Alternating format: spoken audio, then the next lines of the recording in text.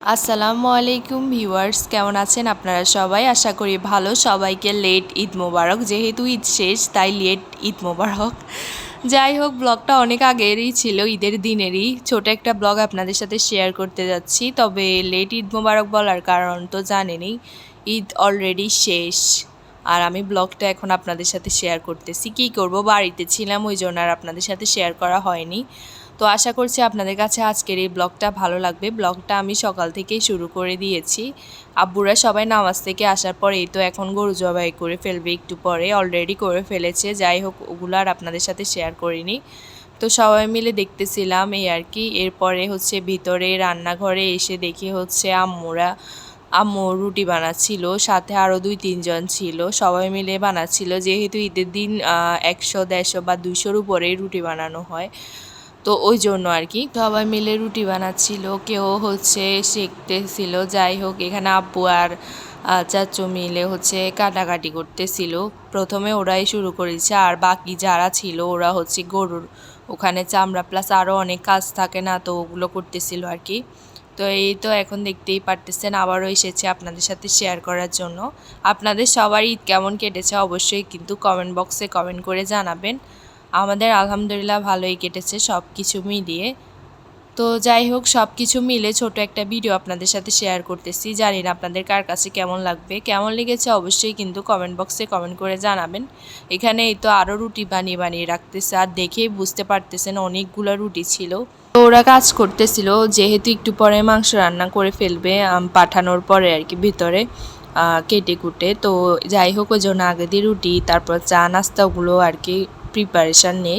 এর মধ্যেও ওয়াজিহা রেডি হয়ে গিয়েছে, আর ওকে নিয়ে আমি ছাদে এসেছি আপনাদের সাথে শেয়ার করার জন্য। মাশাল্লাহ, ওয়াজিহাকে কিন্তু অনেক সুন্দর লাগতেছে, এই যে দেখতেই পারতেছেন। আর ও ক্যামেরাতে কিন্তু ক্যামেরা দেখলেও হচ্ছে একটু লজ্জা পায়, যার কারণে আপনারা কখনো ওর ক্যামেরার সামনে হাসি বা কথাবার্তা এগুলো একটু কমই দেখেন।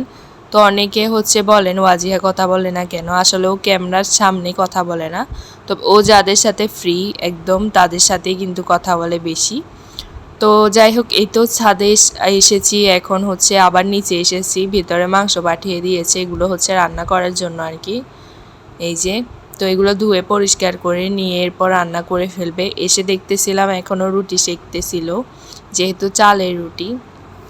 অনেকে তো খোলা যা পিঠা খায়, আবার অনেকে চালের রুটি খায়। তো আপনারা কি দিয়ে খান অবশ্যই কিন্তু কমেন্ট বক্সে কমেন্ট করে জানাবেন। সব কিছু কাটাকুটি করতেছিল আর আপনাদের সাথেও একটু শেয়ার করলাম। এই যে তারপরেই তো আবারও এই যে দেখতেই পারতেছেন কতগুলা রুটি সবগুলো বানাচ্ছিল, আর আমি এসে এসে আপনাদের জন্য একটু একটু ভিডিও করে নিচ্ছিলাম। মাংসগুলো ধুয়ে এখানে এক পাশে রেখে দিয়েছে পানি ঝরার জন্য, পানি ঝরলে হচ্ছে এখন রান্না করে ফেলবে। এই যে দেখতেই পারতেছেন সবগুলো। তারপরেই তো এখন রান্না করার প্রিপারেশান নিতেছিল, আর রেসিপিটা আমি আপনাদের সাথে শেয়ার করিনি, যেহেতু আগেও করেছি, এখন আর কি করব। আর এটা হচ্ছে রেসিপি আকারে ভিডিও করতে গেলে অনেক বড় হয়ে যাবে, তো ওই জন্য আর শেয়ার করিনি। অলরেডি রান্না কিন্তু দিয়ে দিয়েছে, এখানে প্রায় ঈদের দিন আর কি 25 কেজি বা 26-27 এরকম রান্না করা হয় একবারে ঈদের দিন। তো এই তো এখন হচ্ছে রান্না করে নিচ্ছে, আর আপনাদের সাথে একটু একটু শেয়ার করতেছি।